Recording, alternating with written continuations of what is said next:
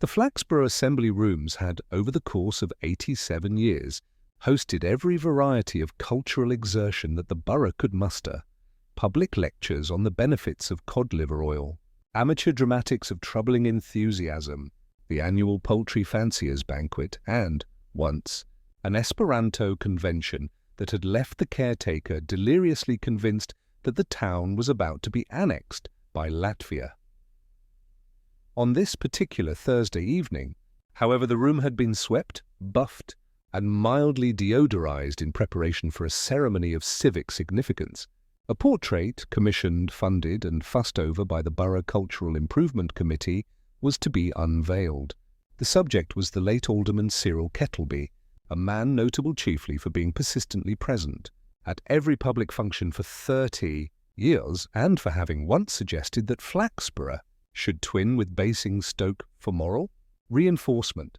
The committee, with characteristic optimism, believed the portrait would inspire dignity and municipal pride. Several townsfolk suspected that it would inspire little except the desire to go home early.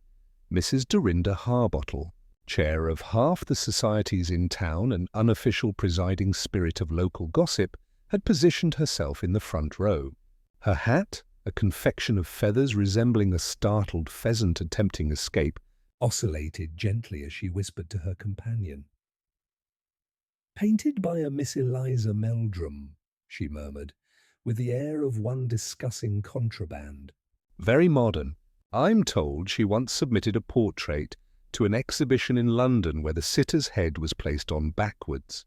Her companion, Mrs. Spooner, whose natural posture suggested that life had been one long apology, made a small sound of distress. "But surely," Mrs. Spooner whispered, "this one will be normal?"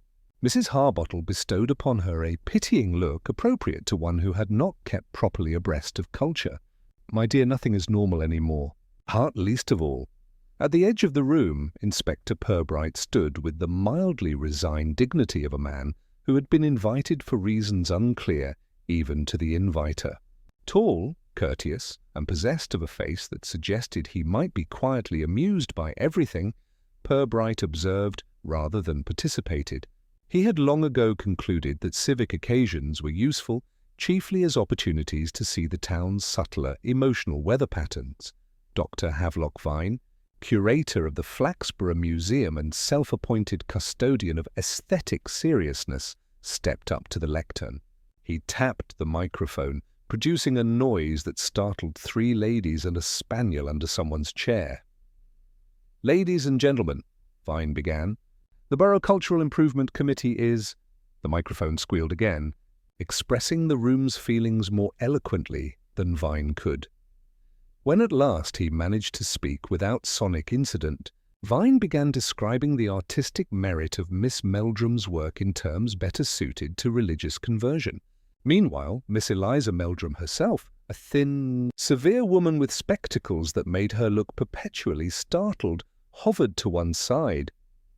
"And now," Vine concluded grandly, "I present to you Alderman Kettleby as captured for posterity." The cloth was swept away. There was a collective intake of breath. The portrait was, recognizably, Alderman Kettleby. The artist had captured his habitual expression of tolerant disappointment. The hands were folded neatly, the suit respectable, the background a pleasantly neutral municipal beige. But beneath the eyes, 2 thin red streaks ran down the cheeks. Perfectly straight, perfectly deliberate, like the tracks of tears. Tears of blood.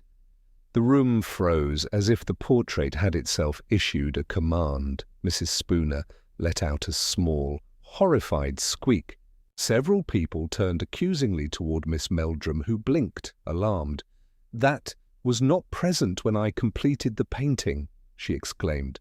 "I am quite sure of that." Dr. Vine stared at the canvas as though it had personally insulted him.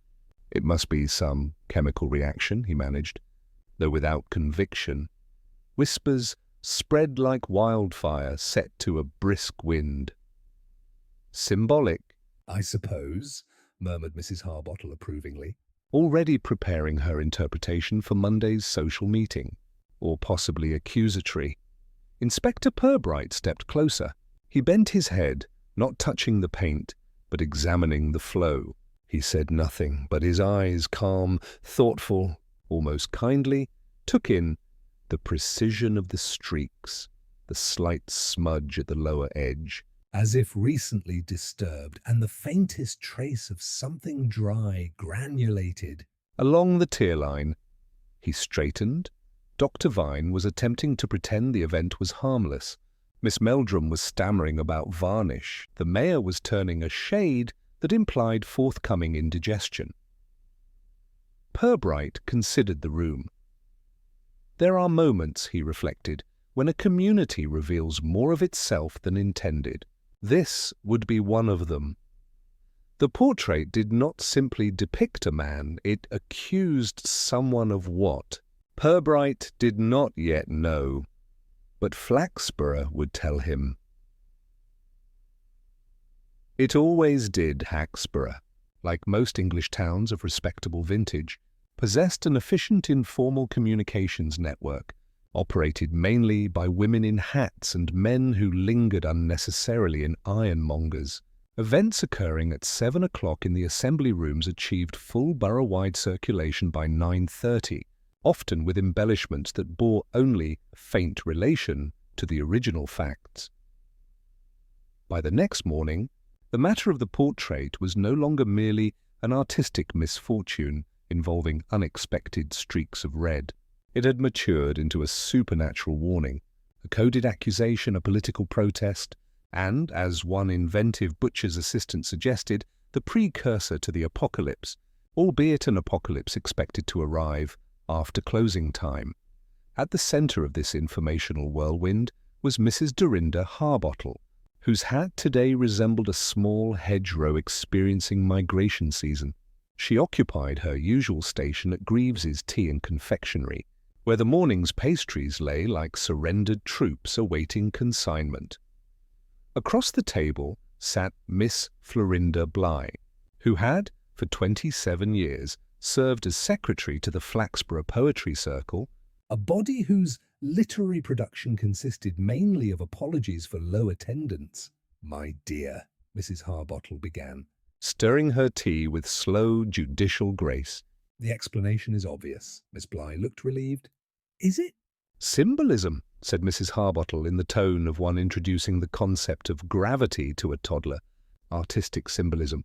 The weeping blood represents the suffering of the common taxpayer under the misallocation of civic funds." Miss Bligh blinked. "I was not aware that Alderman Kettleby was opposed to civic spending." "He pretended not to be," Mrs. Harbottle said crisply. "But I have always maintained that the man possessed an inner turmoil." Miss Bligh, who had never seen Alderman Kettleby express anything stronger than mild satisfaction at receiving free sandwiches, murmured assent. Meanwhile, at the next table, Mr. Larch, the town librarian, tried to correct the story. "What actually happened," he said, "was that the paint must have reacted with the varnish, creating a soluble pigment bleed. But this was met by the same polite silence reserved for unpopular facts. At precisely this moment, the shop door chimed and Inspector Pubright entered. He gave a nod to the proprietor, who had already begun assembling a teapot of the variety reserved for officers of calm disposition and unassuming intelligence. Mrs. Harbottle brightened. Her hat seemed to expand. "Inspector," she called, as though summoning a carriage, "you will want to hear my theory." Pubright approached the table with the expression of a man preparing to disarm a polite but enthusiastic weapon. "Good morning, Mrs. Harbottle, Miss Bligh." "Good morning, Inspector," chorused the ladies. Mrs. Harbottle lifted her chin. "The blood, you see, represents civic suffering." "Interesting," Pubright said pleasantly, which was his method of neither agreeing nor disagreeing. "What I cannot understand," Miss Bligh ventured timidly, "is why it should appear only after the unveiling." Mrs. Harbottle leaned forward, lowering her voice to the pitch that suggested sacred revelation. "Because, my dear," someone added it afterwards. Pubright, sipping his tea, made no perceptible reaction.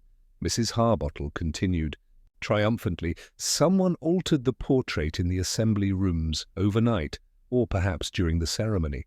"Which means—" she paused, savouring her own cleverness. "We are dealing with a guilty conscience," Miss Bligh gasped. Mr. Larch closed his eyes in pained resignation. The proprietor paused mid-crumpet buttering. Pubright set down his teacup. His voice was mild. "Ah? And whose conscience would that be?" Mrs. Harbottle smiled with the serene satisfaction of a hunter who has cornered prey. Miss Meldrum, "Of course."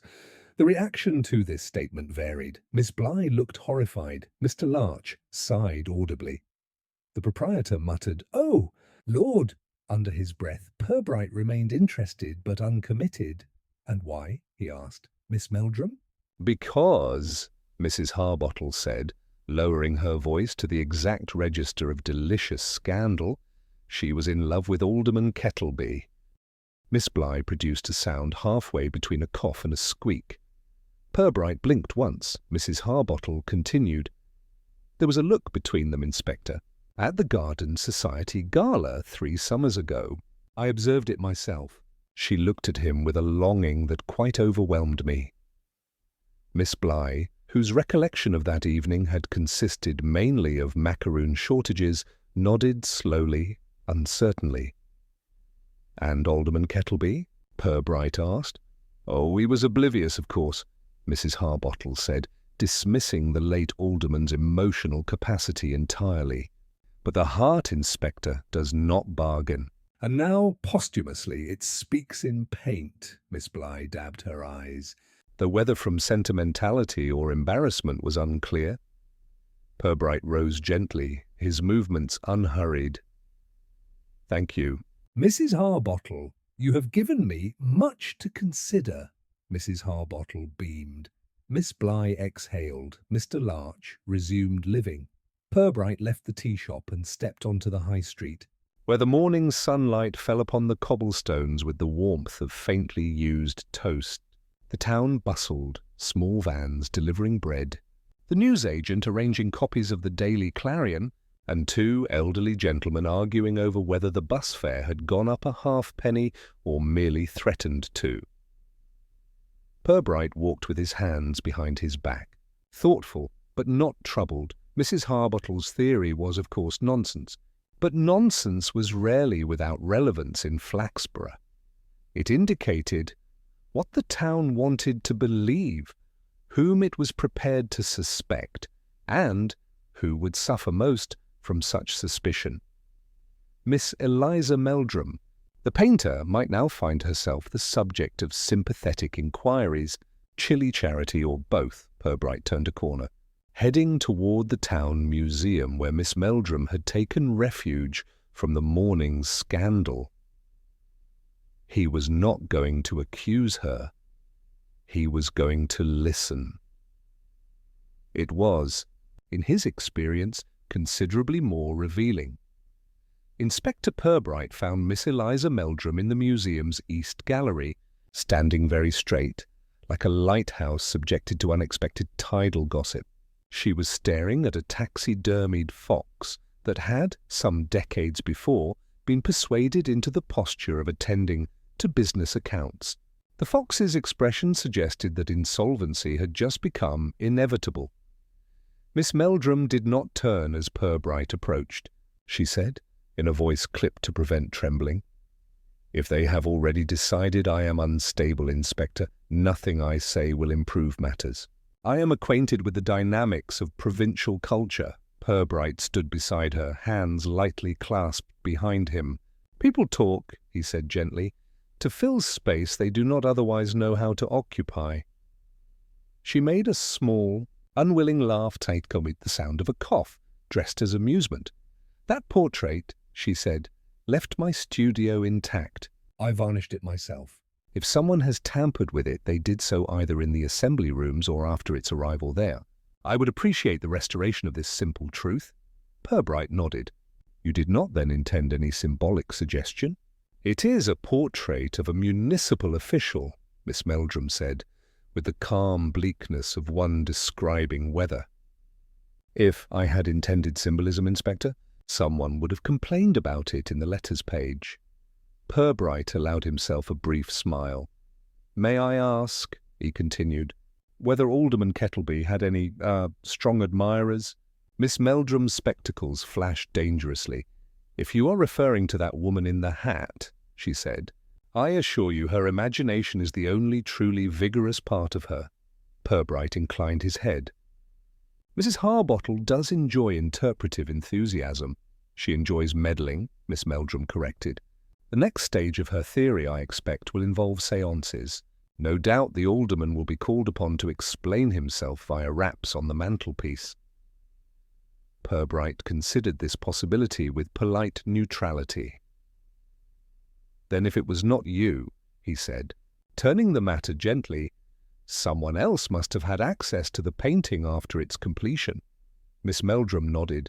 Yes, and I believe I know who. Pubright waited. Mr. Ernest Crouch, she said, the assistant caretaker at the assembly rooms. He was alone with the portrait for some time the day before the unveiling. I know because I delivered the protective cloth and found him, touching the frame. Touching it? Pubright repeated.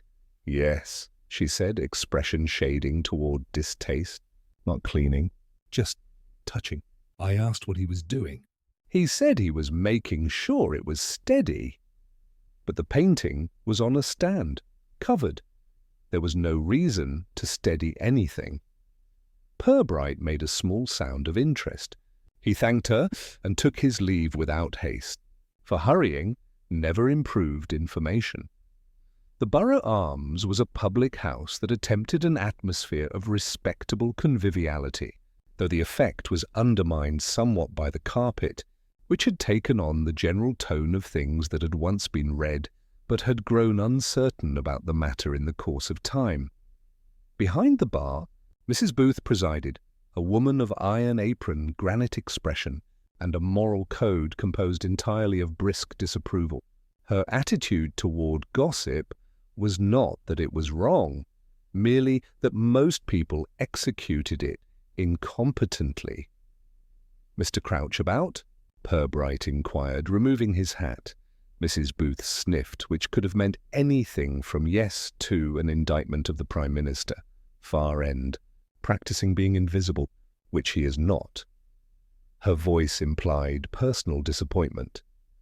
Indeed, Ernest Crouch sat at a corner table, attempting to seem smaller than the shadows. He was a thin man in the manner of a person who has long avoided confrontation with enthusiasm or protein. His eyes darted like minnows in a shallow stream.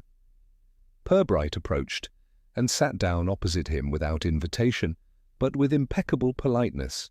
Mr. Crouch, he said, mildly, you assisted with the portrait preparations. Crouch swallowed a mouthful of stout he had clearly been nursing for an hour. Just did what they told me to, Inspector, he said. Carried it in, set it up. Didn't do nothing to it? Pubright nodded encouragingly. Miss Meldrum mentioned you looked at the frame. Well, yes. Just checking the hook. Can't have it falling down, can we? People would talk. He laughed abruptly and ill-advisedly. Pubright watched him with kindly patience, which in his experience often prompted people to reveal about a third more than they intended. Did anyone else handle the portrait? He asked. Crouch hesitated. His finger traced a nervous little map on the tabletop. Well, he said slowly, there was Mr. Cabbageby. Pubright blinked. Mr. Cabbageby? Crouch nodded vigorously. From the Borough Council, chairman of the Cultural Committee, always poking his nose in, came in the afternoon before the unveiling. Sent me on an errand for more nails, though we didn't need any. When I got back, he was just leaving. Pubright felt something. Not a suspicion exactly, but the faint incline of thought. The way a weather vane begins to shift long before the breeze is felt. Did Mr. Cabbageby seem concerned? Crouch considered. Not concerned, annoyed, like the picture had said something rude to him. This was an image that appealed to Pubright. He rose, placing a shilling on the table. Thank you. Mr. Crouch, you've been helpful. Crouch blinked. "Have I?" "In the way that matters," Pubright said. Outside, the afternoon had developed into one of those unusually pleasant spring days that always made Flaxborough suspicious. People smiled, dogs pranced, laundry fluttered on lines like small domestic flags of truce. Pubright walked slowly back toward the station. Miss Meldrum was almost certainly innocent. Mr. Crouch was nervous, but not guilty. Mr. Cabbageby, on the other hand, chairman of the committee, known for earnest propriety, a public defender of Alderman Kettleby's legacy, and by all accounts deeply offended by modern art, Purbright's step did not quicken, but his eyes acquired a thoughtful depth. Art, he reflected, was never the real subject of civic quarrels. The real subject was always memory, and someone, it seemed, wished very much to adjust how Alderman Kettleby was remembered. The Borough Council chamber had been designed in the confident belief that authority could be conveyed through furniture alone. Dark wood panelling, a carpet of solemn maroon, and a portrait of Queen Victoria, glowering down at all assembled, gave the room the atmosphere of a funeral that had lingered. Unnecessarily, Inspector Pubright sat with polite stillness at the far end of the long table. Before him, Councillor Oswald Cabbageby, chairman of the Cultural Improvement Committee, was making a speech of such moral fervour that one might have imagined him defending the Magna Carta rather than a municipal portrait debacle. "We must not," Cabbageby declared, hitting the table with his palm, "permit this unfortunate incident to undermine the dignity of our civic institutions." Councillor Grimshaw, who resembled a disapproving owl in both build and temperament, nodded gravely. "Quite so. Dignity must be maintained." Councillor Foxton, who resembled a pudding of uncertain flavour, voiced agreement through a series of throaty hums that suggested deep thought but concealed none. Cabbageby continued, his voice arranged in the oratorical style of those accustomed to being impressed by themselves. "The explanation is simple. The artist attempted some avant-garde emotional symbolism. The public has misunderstood. We shall release a statement clarifying the matter and proceed as though nothing is amiss." Pubright sipped the cup of counsel, tea before him, a fluid that maintained only a passing acquaintance with the concept of flavour. He set it down carefully. "I wonder," Pubright said gently, "whether dismissing the matter so quickly might give the impression of concealment." "Concealment?" Cabbageby's eyebrows rose. They were substantial eyebrows, the sort that looked capable of signing municipal paperwork independently. "My dear Inspector, there is nothing to conceal. A misunderstanding, that is all?" Pubright gave him a mild, almost sympathetic look. "Yet the artist denies making the addition. And the paint appears to have been applied recently." Grimshaw flapped a hand. "Artists often deny their own work. It is part of the, temperament." Cabbageby smiled, though the expression did not reach his eyes. "It is our responsibility to guide public interpretation, Inspector." "Not indulge—" He paused, searching for a term judicious enough to sound polite. "Sensationalism." Pubright did not argue. He rarely did. He allowed silence to do the work. Cabbageby, sensing that silence had become inconvenient, seized upon a new line of reasoning. "And in any case," he continued, "the painter has a history of unconventional choices. There was that portrait of the retired magistrate, the one with the, elongated hands. That," Pubright said, "was because the magistrate insisted on appearing thinner." Cabbageby waved this away. "Nevertheless, the town will more readily accept a narrative of artistic excess than interference." Pubright examined the councillor's face, the controlled composure, the slight tightness around the mouth, the faint shadow beneath the eyes that suggested either poor sleep or protracted irritation. He said nothing aloud. After the meeting dissolved in a cloud of self-congratulation and municipal biscuit crumbs, Pubright walked to the assembly rooms. The portrait still hung in its place beneath the high windows where sunlight filtered in a manner intended to suggest enlightenment, but often produced only mild glare. The weeping streaks of red remained startling against the otherwise conventional rendering of the alderman's features. Pubright stepped closer. He did not touch the canvas itself. He had no need to. Instead, he examined the frame. A heavy oak affair, lacquered and polished to resemble a seriousness of purpose the late alderman had never quite achieved. Along the lower right inner corner, Pubright noticed a thin residue, barely perceptible. He leaned in. Not paint. Not exactly. A faint, grainy smear. Powder. Something that had been wiped away. Hurriedly, but not thoroughly. He murmured to himself, not as revelation, but as notation. Dry pigment applied after varnish. It would not have adhered well. One would have needed to dab, or press, carefully. A sound behind him. He turned. It was Reverend Barstow, vicar of St. Botolph's, a tall, soft-spoken man whose sermons tended toward vague metaphysical encouragements rather than doctrine. "Inspector," the Reverend said, folding his hands. "Come to wonder at it too?" Pubright smiled faintly. "I thought you might have an opinion." Barstow hesitated. Alderman Kettleby was a man who rarely allowed sentiment to trouble his schedules. If he is weeping, even symbolically, I doubt it is for the suffering of the taxpayer. Pubright inclined his head. "And for what, do you think?" Barstow exhaled. Regret or embarrassment. The two are nearer cousins than most people care to admit. Pubright studied the Reverend's thoughtful, slightly tired expression. "You believe he wronged someone?"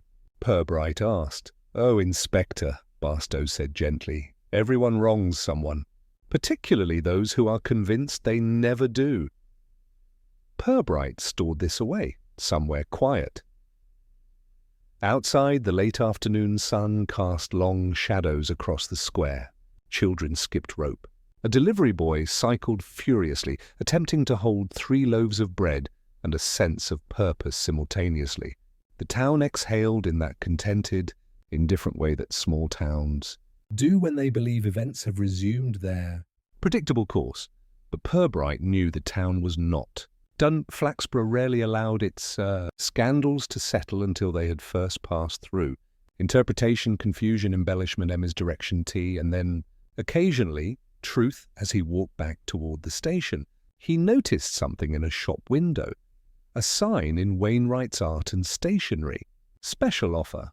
Crimson dry pigment. Italian. New stock Pubright. Paused. Crimson dry pigment. Italian. A luxury, expensive, not something one bought casually. Certainly not something the assembly room's caretaker would purchase.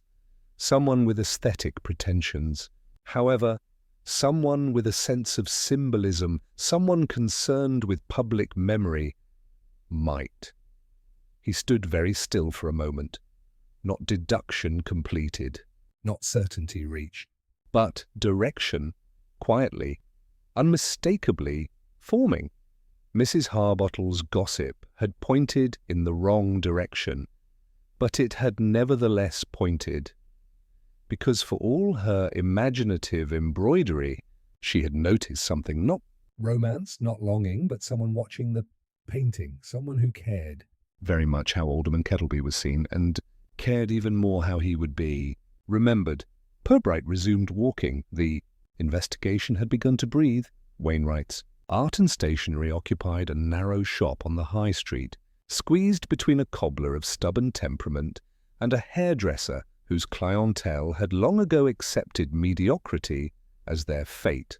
The doorbell produced a sound halfway between a chime and a sigh, as though welcoming customers were an exhausting business. Mr. Wainwright himself emerged from behind the counter, spectacles halfway down his nose, giving him the appearance of someone who had lost faith in the usefulness of distance. "Inspector Pubright," he said.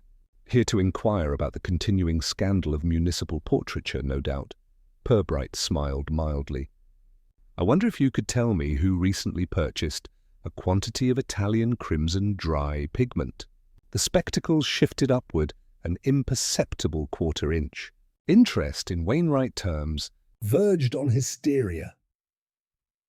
"You've heard about the portrait, then?" Wainwright said. Though plainly delighted to repeat the fact regardless, Pubright inclined his head. "Ah," said Wainwright, with something approaching relish. "Well then, there were 2 purchases this past fortnight." Pubright waited. "The first was Miss Violetta Prowse," Wainwright said. "Of the Amateur Dramatic Society." "She is rehearsing Catherine the Bloody. One of those historical plays where everyone dies at length. She needed pigment for theatrical banners," he shrugged. "Harmless enough, except to patients. And the second?" Pubright asked. Wainwright allowed a tiny, important pause. "Mr. Cabbageby." Pubright did not react. Wainwright, disappointed, elaborated. He purchased a small jar, said it was for restorative touch-up. I assumed he meant his dining room skirting boards, though crimson is not what I personally would choose. Pubright thanked the shopkeeper and purchased a packet of writing paper he did not need, merely to maintain civic equilibrium. The day had grown warm, the kind of warmth that persuades flies to express themselves freely and induces respectable citizens to loosen opinions as well as collars. Pubright walked to St. Botolph's churchyard, where the vicar was directing a small army of volunteers, trimming hedges into shapes that suggested optimism in topiary form. Reverend Barstow greeted him with quiet relief, as though being wrested temporarily from hedge supervision was divine intervention. "Inspector." "What news?" Pubright stood with hands behind his back. "I find myself curious about Mr. Cabbageby." Barstow sighed gently, a man intimately acquainted with the bone-wearying quality of human committees. "Oswald Cabbageby is," the Reverend began delicately, "a person who believes deeply in order, a place for everything." "Everyone thankful for that place," Pubright nodded. He purchased pigment, the same pigment used on the portrait. Barstow lifted his face to the sunlight, not in surprise, but resignation. "Yes," he murmured, "I rather suspected as much." Pubright waited without interruption. Barstow continued, his voice soft but steady. "Alderman Kettleby left certain matters behind him. Matters pertaining to the church charity fund. It was believed that the fund supported aid to widows of the parish." Pubright made no movement. Barstow's eyes were thoughtful. "Not scandalized, but some proportion of those funds," and he said gently, "Was redirected, quietly, into the preservation of the alderman's personal investment properties. Mr. Cabbageby discovered this several months ago. He was deeply morally offended." He believes, you see, in legacy." Pubright exhaled, scarcely a breath. "So," he said, "he did not wish the alderman celebrated." Barstow gave a faint, sad smile. "He wished him remembered accurately, publicly, permanently." Pubright considered the portrait. The neat hands, the mild gaze, the faint suggestion of a man who had lived in comfortable certainty of his own virtue. "He wished to mark him," Pubright said quietly, "not destroy his reputation, this merely reveal its flaw." "Precisely," Barstow said. "The tears are not blood, Inspector. They are guilt, painted where no eulogy could touch them." Pubright nodded slowly. This made sense. "It even explained the pigment, but—" Something in Pubright resisted the neatness of it, because Cabbageby was particular, careful, concerned, with public moral instruction, yet the pigment had been applied, badly slipped, smudged, wiped as though someone had been surprised or hurried or interrupted, and Cabbageby was not a hurried man. Thus, Pubright did not speak accusation. He simply said, "Thank you," and left the Reverend among his hedges. That evening, the Borough Arms held one of its periodic flurries of conversation thick enough to require wading. Pubright passed through with the gentle unobtrusiveness of an autumn breeze. Mr. Cabbageby was not present. Miss Meldrum was holding a half pint with the same emotional investment one might grant a fragile vase, and by the dartboard stood Miss Violetta Prowse, intense, theatrical, red-haired, the sort of woman who could transform the simple act of requesting salt into a Greek tragedy.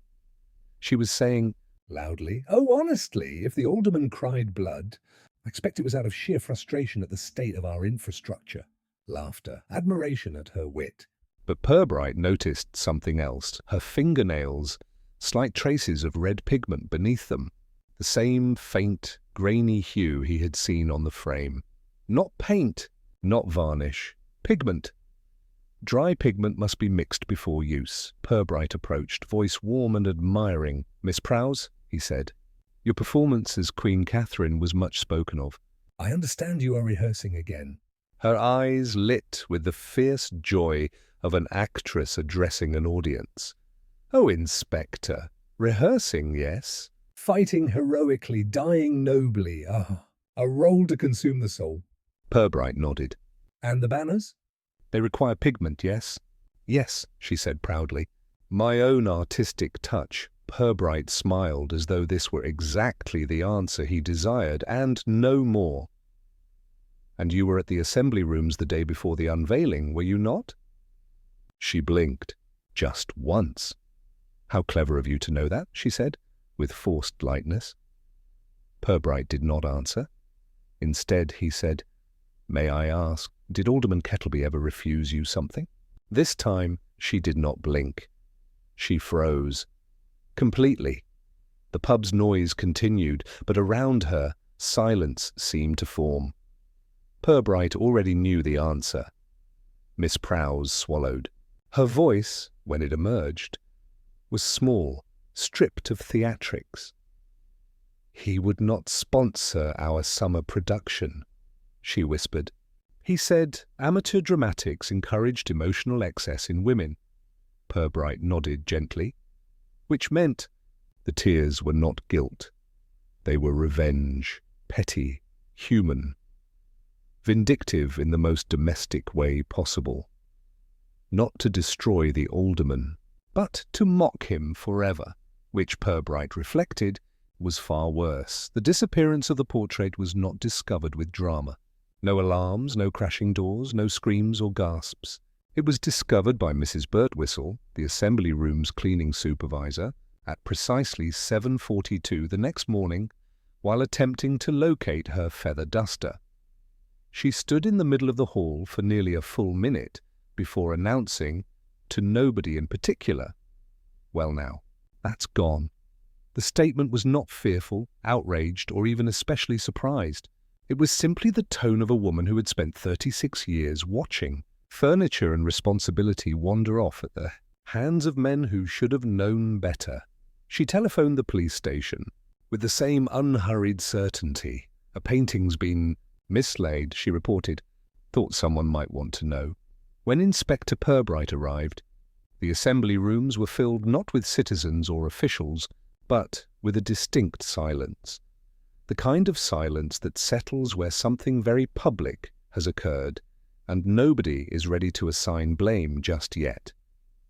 The portrait's absence was startling in its own way. A pale rectangle remained on the wall where its presence had been, like a ghost of civic pride. Sergeant Love, earnest and slightly breathless, approached with a notebook. "It was here last night at 10, Love said. "Watchman says no one came in after that." Pubright nodded, looking not at the empty wall but at the floor. No scratches. "No disturbance of dust." No sign of struggle. Whoever removed the portrait did so carefully, gently. This was not the work of someone acting in haste or panic.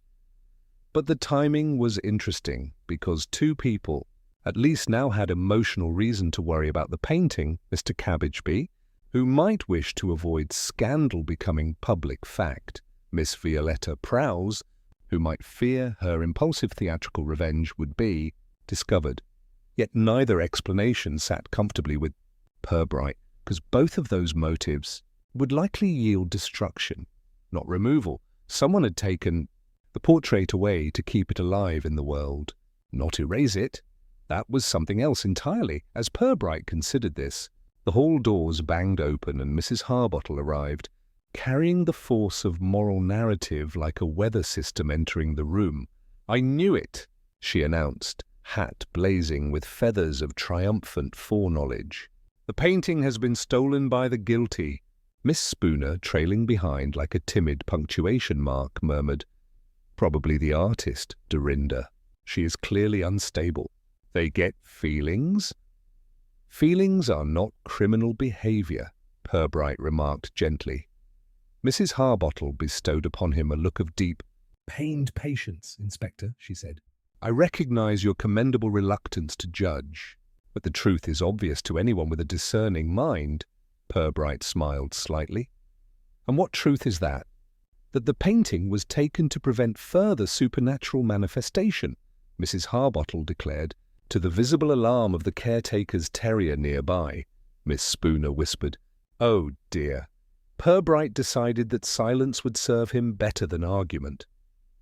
Later that afternoon, Pubright stepped into the municipal records office, a space filled with filing cabinets arranged with the solemn geometry of civic certainty.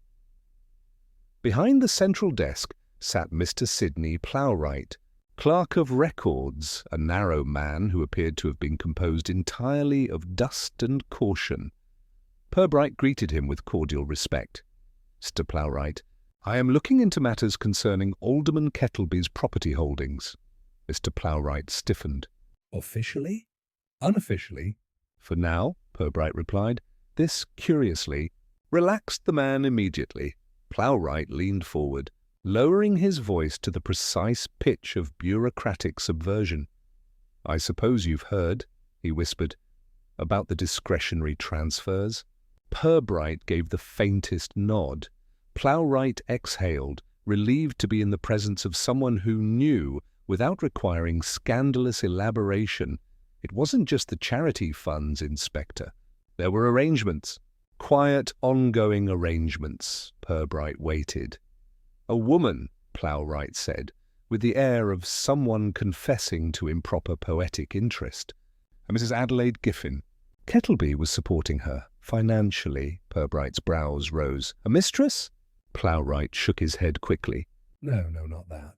Adelaide Giffin is "Respectable, retiring, lives in a small house by the river. No impropriety that I know of. Only dependence." Dependence was more complicated than romance. It involved need and fear and debt of the emotional kind that lasts decades. Pubright thanked him and left. The river ran slow at twilight, smoothing itself around stones as though unwilling to cause inconvenience. Mrs. Adelaide Giffin sat in a garden chair beside her small gate, knitting with a kind of careful, precise conscientiousness. She looked up as Pubright approached. "You're here about Cyril," she said softly. not guilt, not surprise. "Only weary familiarity." Pubright bowed his head. "I understand he assisted you monthly." "He did," she said. Not out of charity. Out of apology. She set the knitting in her lap. "When I was young, Cyril asked me to marry him. I refused. I was foolish. He made sure, very politely, that no other suitable offer came my way." Pubright remained still. "He regretted it later," Mrs. Giffin said without bitterness. He said he had not intended to ruin my chances. "Only to keep me near?" She smiled faintly, a smile of old sorrow that had been folded neatly and stored away. "So he paid the rent. Quietly, every month." That was our understanding, Pubright nodded. And the portrait? Mrs. Giffin's knitting needles paused. "He visited the studio, you know," she said, "before he died." Saw it while it was unfinished. Purbright's breath slowed. He said it made him look. She paused, searching. Kind? Purbright looked toward the river. And did he look kind? He asked gently. Mrs. Giffin folded her hands. "No," she said, "but he wanted to be remembered as though he had been." Pubright let the silence rest like mist on the water. At last he asked very softly, "Did you take the portrait, Mrs. Giffin?" Her eyes did not flicker. Her hands did not tighten. Her breath did not change. She simply said, "No, Inspector." "But I know who did." Pubright did not ask who. Not yet.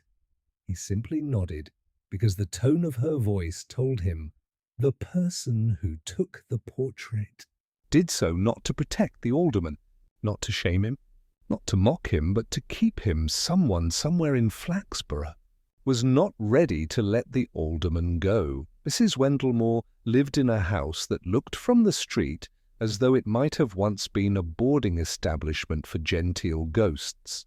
Lace curtains, polished brass numbers, and a small front garden arranged with the neat, unwavering discipline of a former schoolmistress. This impression was accurate. She had been one. She welcomed Inspector Pubright with the grave politeness of one accustomed to receiving clergy, piano tuners, and people requesting old choir records. "Do sit down, Inspector." Tea or cocoa? "Tea would be most welcome, thank you." Mrs. Wendlemore poured with the solemn efficiency of someone who regarded beverages as moral obligations rather than pleasure. She sat opposite him, folding her hands with precision. "You are here," she said, "because of Cyril Kettleby?" Pubright inclined his head. "There are a number of matters concerning him that seem—" Overlapping? Yes, she said. "The past is very rarely content to remain in one piece. It prefers to drift." Her tone was not bitter, simply observational, like someone remarking on the migratory habits of starlings. Pubright said nothing, allowing silence to open the path. Mrs. Wendlemore continued, her gaze lowered to her folded fingers. "I knew Cyril when we were young." Not romantically, she said quickly, before gossip could be imagined in the air. "No, we were of a similar age and belonged to the same debating society. He was earnest, ambitious, and very much convinced that other people ought to appreciate how earnest and ambitious he was." Pubright gave the faintest hint of a smile. He had met many such men in civic life. His ambitions came at cost, she went on. Not to himself, never to himself. But to the people who admired him. People often do harm, not by intention but by assumption. Cyril simply assumed that everyone would understand his priorities. "And did they?" Pubright asked. "No," she said. "But they forgave him." Pubright lifted his eyes slightly. "And yet there is someone who has not." Mrs. Wendlemore looked at him then, truly looked, and he saw a mind that had observed the town with precise, unornamented clarity for decades. No, she agreed softly. Someone has not. She rose and crossed to a small writing desk beside the window. From a drawer she withdrew a photograph album, bound in dark green cloth. She placed it between them on the table and opened it to a page near the beginning. There, stiffly posed and slightly overexposed, were three young people standing beside the war memorial, Cyril Kettleby, not yet jowled by years, smiling with humble importance, Mrs. Wendlemore herself, prim, reserved, already observant, and a third figure, a woman with clear, luminous eyes and a straightforward posture that suggested sincerity without defence. Pubright looked at the third woman. Mrs. Wendlemore supplied softly, "Lydia Fenwick." The name meant something to Pubright. A faint memory surfaced, a small cottage outside town. A woman who had been ill for a long time. Someone who had almost entirely withdrawn. "She was," Mrs. Wendlemore said, "the person Cyril should have married." Pubright waited. "He wanted to," Mrs. Wendlemore continued. "He asked. She accepted. And for the first time in his life, I believe Cyril experienced something close to humility. He was gentle with her, genuine. This was unexpected. It did not fit the portrait, the literal or figurative one, of Alderman Kettleby as preserved by town memory. Pubright spoke carefully. "But the marriage did not occur." "No." Mrs. Wendlemore's voice did not tremble, but it recognized the cracks beneath the subject. There were opinions. advice, important men who believed that a rising political figure ought to match himself advantageously. Lydia was a schoolteacher's daughter. No connections, no wealth. No strategic value. And Cyril listened, Pubright said. Yes, she replied. He told himself that Lydia would understand, that she would admire the logic of it, that she would accept what was best for him. She closed the album. Lydia, she said, didn't understand. Pubright thought of the portrait, Of the tears. of the sense of something withheld or lost or regretted too late. And Miss Fenwick, Pubright said gently, still lives outside town. Mrs. Wendell nodded. In a cottage her father left. She keeps to herself, sees few. I call on her sometimes. Not recently. She was very distressed when the portrait was mentioned. Pubright absorbed this with the quiet, steady manner that often caused people to speak more than they intended. Mrs. Wendell did not speak further. He did not push. Instead, he said, "You believe Lydia Fenwick might have taken the portrait?" Mrs. Wendell gaze dropped to her hands once more. "I believe," she said slowly, weighing each word like something fragile, "that love does not merely fade because it has been poorly rewarded." It changes shape, Pubright rose. She did not ask him to promise kindness. She did not need to. He bowed his head. She closed her eyes briefly, as though acknowledging the end of an overdue conversation. The cottage stood at the bend of the lane near the river, where willow branches trailed like cursive handwriting in water. Pubright approached without haste. He knocked once gently. The door opened only a few inches. A pair of pale eyes regarded him, alert, composed, And entirely without surprise, Inspector. Miss Fenwick. They stood for a moment, and no accusation. No denial, only recognition, like two people who had arrived. in the same room by different routes. Pubright Spoke softly. I believe you know. where the portrait is. Miss Fenwick did not blink. "Yes," she said simply, but she did not open the door further, and she did not invite him in. Not yet. Pubright inclined his head, as though a piece of a long, quiet puzzle had just clicked into place. "Thank you," he said. He meant it. He left her standing there in the half-open doorway, the river whispering behind her like an unfinished sentence. That night, in his office, Pubright wrote a single line in his notebook. Weeping is not accusation. It is memory, refusing to be corrected, and below it one more, smaller line, not the act, but the reason for it. Unsaid, unshown, human. He closed the notebook.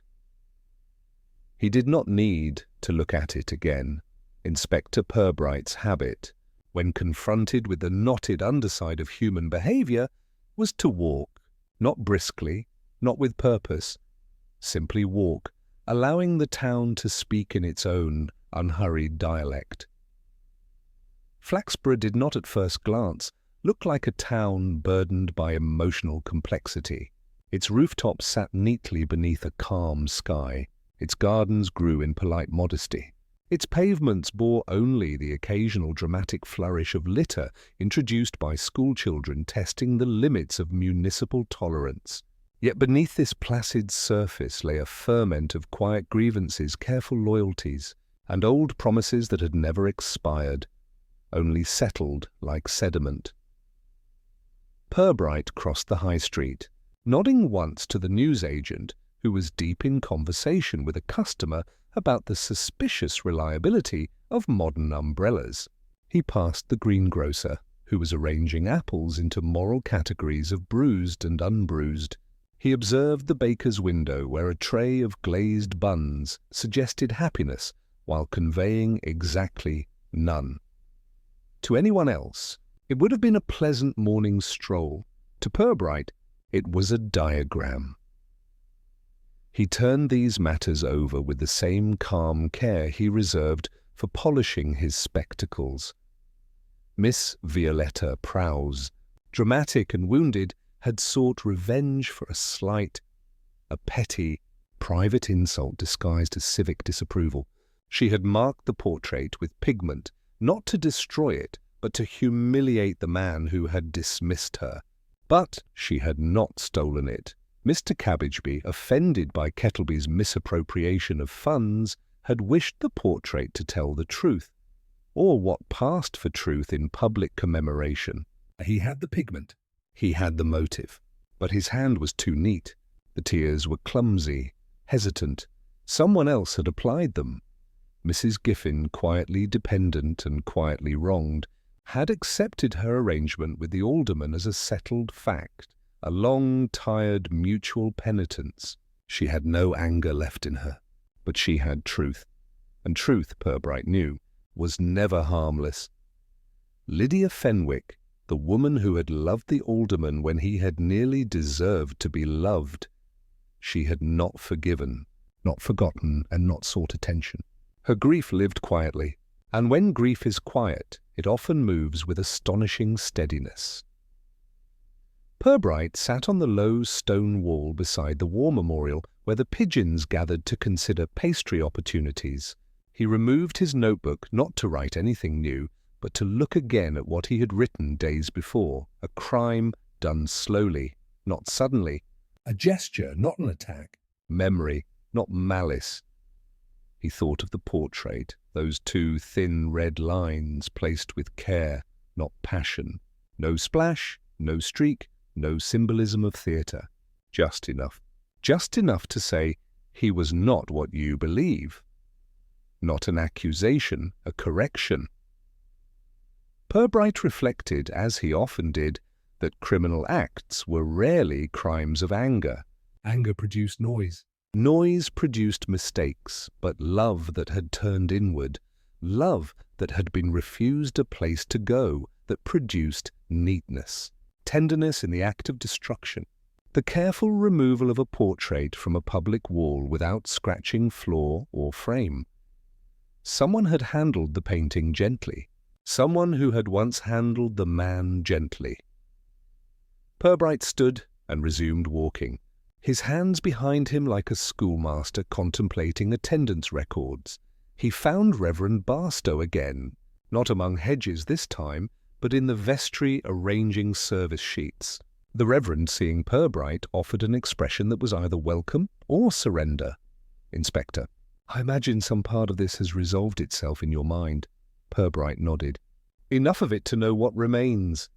Barstow folded a sheet carefully. The trouble with the dead, he said, is that they do not remain in the past, not if anyone living still owes them something.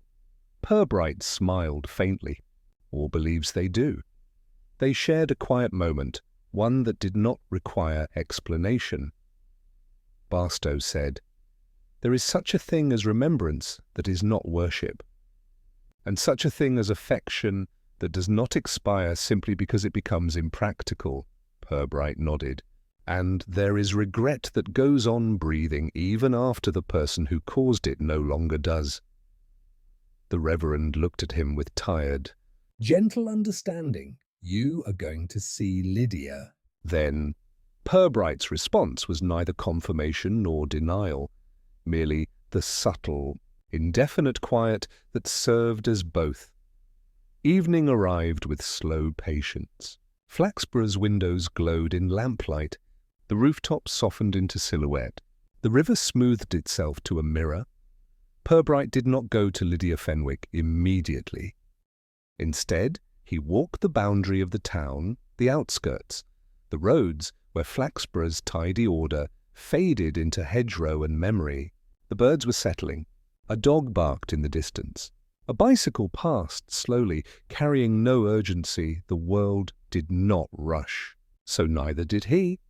Eventually, he reached the lane by the river. The willow branches stirred in the faint breeze. Like curtains lifting to reveal a stage, the cottage was dimly lit within. He knocked. The door opened before his hand touched it fully. Lydia Fenwick stood there, exactly as before.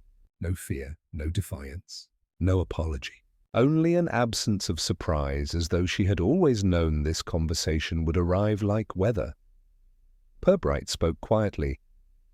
"You did not steal the portrait to hide it. You took it because it was the last place he still lived." Lydia's eyes, pale as early frost, shimmered, but did not break. "I could not let them talk about him," she said. "Not like that. Not as a symbol," Pubright nodded. "You wanted him real." "Yes." A pause. "He loved you," Pubright said, "not as praise, but as fact." Lydia closed her eyes, very slowly. "He tried to," she said. "That is sometimes worse." The silence that Followed was not heavy, only true. Pubright did not move to enter the house. Lydia did not invite him. Some truths did not require evidence. Some crimes were not sins, merely remainders. He spoke very softly. "You still have the portrait?" "Yes." "May I come for it tomorrow?" She nodded. Pubright inclined his head, a gesture of respect, not authority, and stepped back into the evening. The door closed gently, not shutting him out, simply closing on a memory. That night, Pubright wrote only one sentence. "What we keep is sometimes heavier than what we lose." He slept lightly, not troubled, only thoughtful. The following afternoon, Inspector Pubright arranged to be seen in town, not in pursuit, not in inquiry, but simply present. Presence in Flaxborough exerted its own form of gravitational influence. People felt compelled to fill silence with explanation long before any question was asked. He began at the post office, where Mrs. Harbottle was conducting what she described as postal supervision, a practice with no official status, but which the clerks tolerated with the endurance of saints. "Oh." "Inspector," she exclaimed, feathers at attention. "Any progress in the kidnapping?" She pronounced the word with the relish of someone unwrapping a particularly indulgent cake. "The portrait has been located," Pubright said pleasantly. Mrs. Harbottle blinked, quite lost for a rebuttal. "Really? And may one ask where?" "With Miss Lydia Fenwick." A hush spread among the postage forms. Mrs. Harbottle leaned forward as though bracing for impact. "Fenwick?" she whispered. "But she's practically invisible." "Some might say faded from the world." Purbright's expression was kindly neutral. "Even those who fade still hold memories, Mrs. Harbottle. They simply hold them quietly," which was not gossip, which made it unbearable for her to process. He left her there, feathers subdued. His next stop was the Borough Arms. At his entrance, conversation rearranged itself into ill-concealed curiosity. Miss Violetta Prowse was present, poised over a gin as though performing tragedy in miniature. Mr. Cabbageby sat stiffly near the fireplace, his posture suggesting someone prepared to repel accusations of treason. Pubright ordered a half-pint, not because he intended to drink more than a sip, but because one must never conduct revelations in a dry room. He took a seat at a central table. He did not call anyone over. He simply sat. The pub waited at length. Pubright looked toward Miss Prowse and said, with gentle warmth, "You have excellent control with pigment, Miss Prowse. The banners for your production are very striking." Miss Prowse, startled by praise where she expected confrontation, nearly knocked her glass. "Oh, yes, thank you. Yes, I take great care. Yes," Pubright said. "That is why the tears on the portrait interest me." The pub became utterly still. Miss Prowse swallowed. "I was upset. He had insulted me publicly. Everyone laughed. He called my performance hysterical. I only meant—" She trailed off, unable to finish the sentence without revealing the wound. Pubright nodded, kindly. He did not condemn. She relaxed. Barely. Then he turned, casually, almost leisurely, to Mr. Cabbageby. "And you, sir? You attempted to remove the pigment." "After it was applied." Cabbageby's composure shivered, hardly noticeable, but noticed. The pub inhaled as one enormous audience. I merely attempted to correct what I assumed to be, a frivolous vandalism, Cabbageby said stiffly. Pubright nodded again. His voice softened. And yet, you did not remove it. You only smudged it, Cabbageby's jaw tightened, and you purchased more pigment intending to replace what was lost, to restore the image to what you believed it ought to have been. This time there was no denial, but no confession. Either. Pubright did not press. He simply turned his glass once between his fingers, As though examining the idea of it, then lightly. No emphasis. You both changed the portrait, but neither of you took it. Silence, a thoughtful, unsettled silence. Cabbageby stared at his hands. Miss Prowse looked smaller suddenly than her ambitions. Pubright stood. As I said, Tina, the portrait has been recovered. Tomorrow, it will be returned to the assembly rooms. He donned his hat. No drama, no escalation, but he left a room full of people suddenly. Painfully aware of the consequences of their own small private acts. Evening again. This time, Pubright walked with purpose, the path to Lydia Fenwick's cottage, now as familiar as a recurring thought. She opened the door before he knocked. She had been waiting. The portrait stood in the front room, leaning against a chair. No dust, no disorder, Lydia had placed a small vase of wildflowers beside. It Pubright regarded the portrait anew. The tears now looked different, neither accusation nor humiliation, more like grief that had been permitted to form shape. Lydia said quietly, "They remember him as important." As influential, as respectable. They never saw that he tried and failed, and regretted it. Pubright spoke not as police, but as person. Regret is rarely visible to others. Lydia nodded. I could not let them talk about him as though he was simply a cautionary tale, or a symbol of moral decline. He was a man, flawed, sincere in his own way. Lonely in the end? She rested her fingertips lightly on the frame. I did not paint the tears. Inspector? Pubright did not look surprised. I know. Lydia looked at him then. Deeply. I only took him home. There was nothing to accuse. There was only human fidelity that had outlived its logic. Pubright placed a hand on the back of the chair, not touching the portrait. Only acknowledging it. Tomorrow morning, he said gently. We will hang it again. Lydia nodded.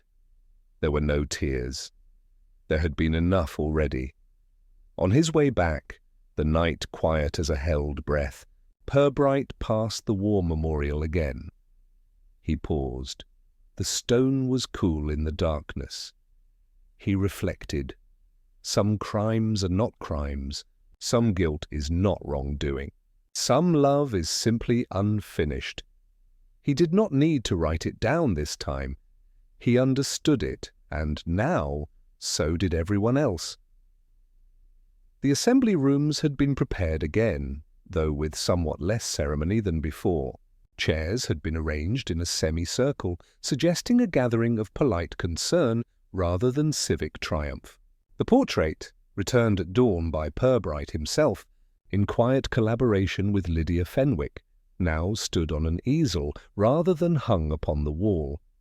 Present were Councillor Cabbageby, drawn tight as a violin string, Miss Violetta Prowse, composed, but in the manner of a stage curtain held, just before rising, Miss Eliza Meldrum, standing with the protective poise of a gardener near a frost, Mrs. Harbottle, feathers arranged to receive revelation, Sergeant Love, attempting his most neutral stance, and Lydia Fenwick seated at the end of the row, hands folded completely still.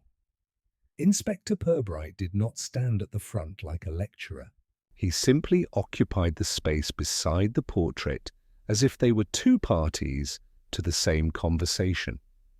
He began softly. We are here because what occurred to this portrait caused confusion in the town. Confusion tends to breed more invention than clarity. He did not look at Mrs. Harbottle when he said this, but Mrs. Harbottle nevertheless straightened in a manner that suggested receipt of commentary. Pubright continued, "There were 3 acts that changed this painting, each done for different reasons, each done by a different person." The room shifted, collectively leaning closer. "First," Pubright said, "Miss Prowse." Miss Prowse inhaled sharply, but did not deny it. "You felt dismissed," Pubright said gently. "Publicly, unfairly. The late alderman called your work frivolous and the town laughed. You marked the portrait not to ruin him, but to remind him, posthumously, that he had cost you dignity." Miss Prowse's chin trembled. But her voice was steady. "Yes, no scandal." "Only release," Pubright nodded. "The lines you painted were careful." "They were fine. They were placed with purpose." He turned slightly. "Then we come to Councillor Cabbageby." Cabbageby stiffened, the air sharpening around his posture. "You discovered financial impropriety in the alderman's affairs," Pubright said. "Not criminal, only selfish." "You believed that the town should not celebrate virtue where virtue had been." Inconsistent. Cabbageby stared ahead, eyes fixed on nothing. "I attempted," he said finally, "to correct the image, not to smear him." "To explain him," Pubright nodded. "You tried to remove Miss Prowse's pigment. You did not succeed. You merely blurred it." Cabbageby did not speak again. No one needed him to. Pubright let the silence breathe. Then he turned his attention to the portrait. "The 3rd act," he said more quietly, "was not one of alteration, but of possession." Every eye turned toward Lydia Fenwick. Lydia did not lower her gaze. She did not apologize. Pubright spoke gently, not as a policeman, but as a witness. Miss Fenwick did not paint the tears. She did not change the portrait at all. She simply took it. Mrs. Harbottle drew in a scandalized gasp, like air entering a bellows. Pubright ignored it. She took it because, long ago, the alderman was not only a public figure, but a person, someone she had loved and who had nearly loved her before ambition demanded that he choose. Otherwise, no movement, no protest. No disbelief. Even Mrs. Harbottle's feathers stilled. Pubright continued. He hurt her. He regretted hurting her. He never repaired the harm, because he believed regret was equivalent to atonement. He let that sit. Time in the room slowed just enough for honesty to exist without collapse. Purbright's voice grew even softer. When the portrait was completed, Miss Fenwick saw in it not the alderman as the town remembered him, but the man he had once hoped to become. So she took him home.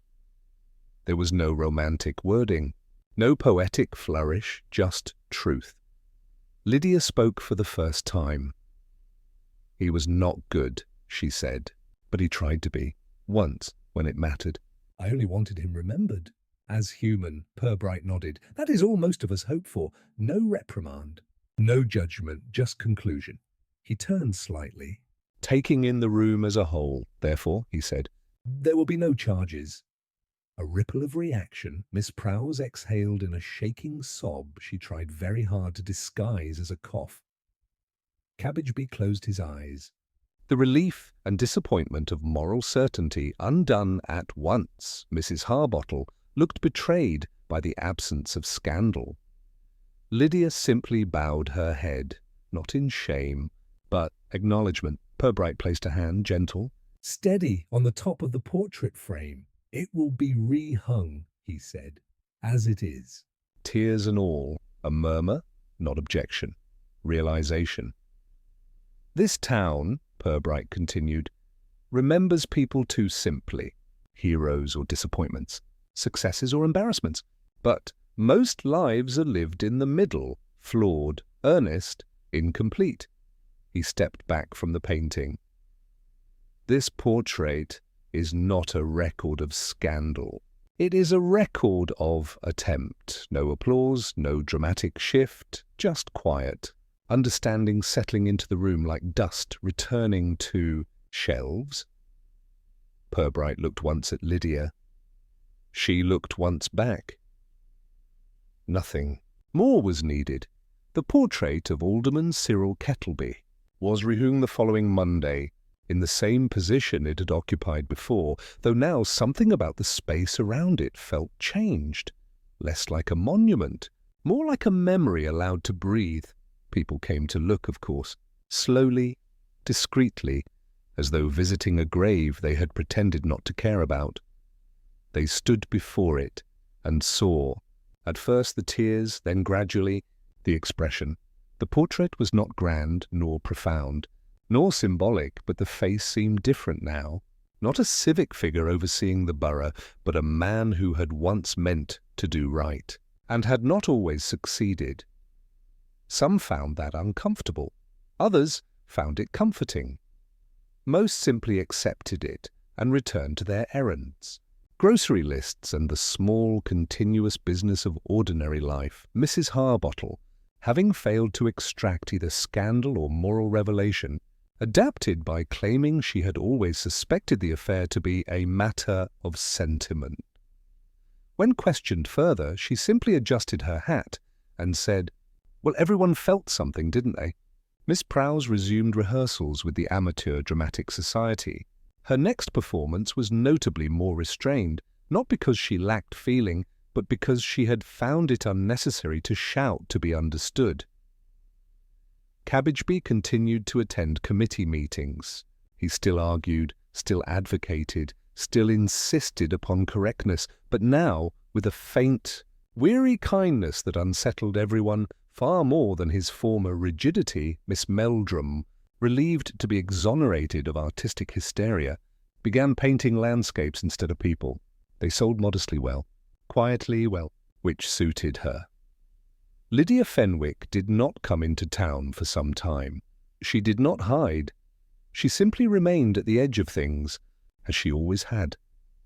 But those who passed her gate now nodded, not out of pity, but recognition, which is a different thing. It was the kind of recognition that says, "We know now. We didn't before." We see you," and she nodded back a soft, incomplete peace, but hers. Inspector Pubright sat in his office, the morning sun lying across his desk like something briefly visiting. A small stack of forms awaited completion: parking complaints, licensing renewals, an inquiry about an escaped goose that had taken up residence on the riverbank and acquired a loyal fan club.